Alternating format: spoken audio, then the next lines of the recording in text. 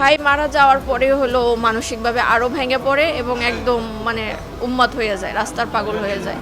তারপর আমরা অনেকবার ট্রাই করছি যে ওরে পাবনা নিয়ে চিকিৎসা করানোর জন্য। না, ওরে যখন মারতেছিল ও অনেক অনুনয় করতেছিল যে দেখেন আমি এরকমের চোর না, আপনি আমার মামার সাথে কথা বলেন।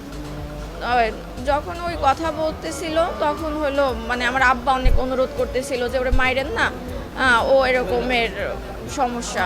আব্বা তো আর ওরকমের, আমি আবার ওই নাম্বার থেকে আব্বার থেকে নাম্বার নিয়ে একটা নাম্বার দিয়ে আমি কল দিয়েছি যে ভাই মানে এরকমের যাকে আপনারা ধরছেন ও আমার ফুফাতো ভাই, ও মানসিকভাবে অসুস্থ, ওর এরকম ফ্যামিলির কেউই নাই। তখন ওনারা বলতেছিল পাশ থেকে যে মানসিকভাবে সে যদি অসুস্থই থাকে মামার নাম্বার কেমনে মুখস্থ রাখে, ভাবির নাম্বার, চাচাতো ভাইয়ের নাম্বার। এখন সব পাগল তো এক রকমের না। আর সেই আমি তখন বলছি যে তাহলে ঠিক আছে, ও যদি কোনো অন্যায়ও করে বা আপনাদের সাথে বেয়াদবিও করে ওরে মাইরেন না, ওরে থানায় দেন, আমরা থানায় যোগাযোগ করি। বলে কি আপনি আইসা টাকা দিয়ে নিয়ে যান। এখন আমি একটা মেয়ে মানুষ, 11:30টার সময় আমি কিভাবে আসবো? যে আমাদের হলে ঢুইকা এরকমের ও করতেছিল, আমরা ধরছি, ওকে টাকা দিয়ে ছাড়াই নিয়ে যান।